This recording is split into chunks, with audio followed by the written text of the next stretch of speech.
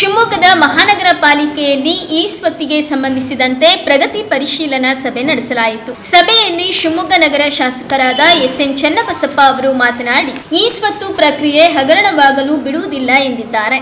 ಮಹಾನಗರ ಪಾಲಿಕೆಯ ಸಭೆಯನ್ನು ನಾನು ಕರೆದಿದ್ದೆ. ಅನೇಕ ವಿಷಯಗಳಲ್ಲಿ ಪ್ರಸ್ತಾಪ ಮಾಡಿದ್ವಿ.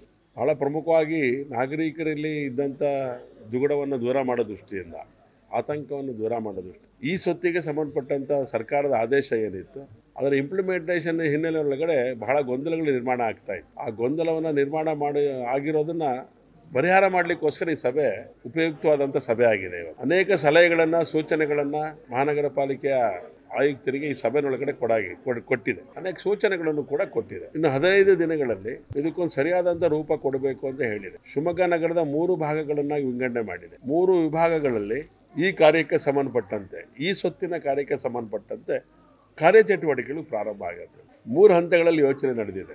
1,07,000 ಖಾತೆಗಳಿದೆ. 1,07,000 ಖಾತೆಗಳನ್ನು ಹೇಗೆ ಅದನ್ನು ಅಪ್ಲೋಡ್ ಮಾಡಬೇಕು ಅನ್ನೋದ್ರ ಬಗ್ಗೆ ಯೋಚನೆ ನಡೆದಿದೆ. ಹೊಸ ಬಡಾವಣೆಗಳು ನಿರ್ಮಾಣ ಆಗಿರುವಂಥ ಸಂಗತಿಗಳೇನಿದೆ, ತಕ್ಷಣದಲ್ಲಿ ರಿಜಿಸ್ಟ್ರೇಷನ್ಗೆ ಅನುಕೂಲ ಹಾಗೆ ಮಾಡಬೇಕಾದಂಥ ಸಂಗತಿಗಳೇನಿದೆ, ಅದಕ್ಕೂ ಕೂಡ ಪೂರಕವಾಗಿ ಯೋಚನೆ ನಡೆದಿದೆ. ರೆವಿನ್ಯೂ ನಿವೇಶನಗಳಿಗೆ ಸಂಬಂಧಪಟ್ಟಂಥ ಸಂಗತಿಗಳು ಏನಾಗಬೇಕು ಅದ್ರ ಬಗ್ಗೆಯೂ ಕೂಡ ಚರ್ಚೆ ನಡೆದಿದೆ.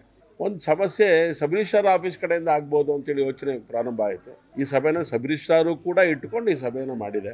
ಸಿಗೆ ಸಂಬಂಧಪಟ್ಟಂಥ ಪ್ರಾಬ್ಲಮ್ ಏನು ಕ್ರಿಯೇಟ್ ಆಗ್ತಾ ಇತ್ತು ಅದಕ್ಕೊಂದು ಪರಿಹಾರ ಹುಡುಕುವಂಥ ಕೆಲಸ ನಡೆದಿದೆ. ಹಾಗಾಗಿ 1,07,000 ಖಾತೆಗೆ ಸಂಬಂಧಪಟ್ಟಂಥ ಸಿಗಳು ಮಹಾನಗರ ಪಾಲಿಕೆಗೆ ಕೊಡುವಂಥ ಕೆಲಸವನ್ನು ಸಬ್ ರಿಜಿಸ್ಟ್ರಾರ್ ಕಚೇರಿಯಿಂದ ನಡೆಯುತ್ತೆ. ಅಲ್ಲಿಂದ ಮುಂದಕ್ಕೆ ಈ ಕಾರ್ಯಕ್ಕೆ ಸುಗಮವಾದಂಥ ಕೆಲಸ ನಡೀಲಿಕ್ಕೆ ಸಾಧ್ಯ ಆಗುತ್ತೆ. 15 ದಿನ 3 ವಿಭಾಗದಲ್ಲಿ ಕೆಲಸ ಶುರು ಮಾಡಿದ್ವಿ. 22ನೇ ತಾರೀಕು, ಒಂದು ಅಂದಾಜಿನ 22ನೇ ತಾರೀಕು ಈ 3 ವಿಭಾಗಗಳ ಕೆಲಸ ಆಗೋ ಹಾಗೆ ಉದ್ಘಾಟನೆ ಮಾಡುವಂಥ ಕೆಲಸನ ಮಾಡ್ತೇವೆ ಅಂತೇಳಿ ನಿರ್ಣಯ ಮಾಡಿದ್ದೇವೆ. ಒಟ್ಟಾರೆ ಈ ಸ್ವತ್ತಿಗೆ ಸಂಬಂಧಪಟ್ಟಂಥ ಗಡಿಬಿಡಿಗಳನ್ನು ದೂರ ಮಾಡಿ, ನಾಗರಿಕರ ಆತಂಕವನ್ನು ದೂರ ಮಾಡಿ, ಅವರಿಗೆ ಯಾವುದೇ ರೀತಿಯ ಹೊರೆ ಆಗದೇ ಇರೋ ಹಾಗೆ, ಅವರಿಗೆ ಯಾವುದೇ ರೀತಿ ಸಮಸ್ಯೆ ಆಗದೇ ಇರೋ ಹಾಗೆ ಈ ಸ್ವತ್ತನ್ನು ಮಾಡಿಕೊಡುವಂಥ ಕೆಲಸವನ್ನು ಮಹಾನಗರ ಪಾಲಿಕೆ ಮಾಡಬೇಕು ಅಂತೇಳಿ ಈ ಸಭೆಯಲ್ಲಿ ನಿಶ್ಚಯ ಮಾಡಿ.